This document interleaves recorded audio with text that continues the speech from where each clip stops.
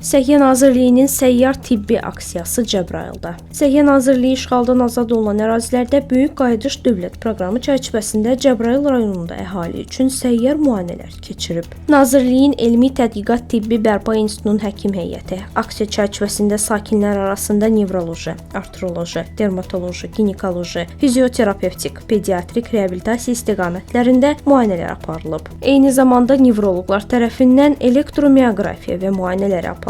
Bundan əlavə müayinələr zamanı səhhətində problem aşkarlanan sakinlərə peşəkar tibbi məsləhətlər verilib və müvafiq müalicələr təyin olunub. Aksiya iştirakçılarına institutun fizioterapevt və reabilitoloqlar tərəfindən profilaktik tövsiyələr verilib. Bildirilib ki, fizioterapiya zamanı əsas və yanaşı gedən xəstəliklər və həyat fəaliyyəti nəzərə alınmalıdır. Eyni zamanda medikamentoz terapiya ilə yanaşı fizioterapiyanın həm təbii, həm də süni fiziki faktorlarını fərdi olaraq təyin etməklə sağlamlığın erkən əldə olunmasına köməklik etdiyi diqqətə çatdırılıb. Aksiya zamanı 220-yə yaxın vətəndaş müayinələrdən keçirilib.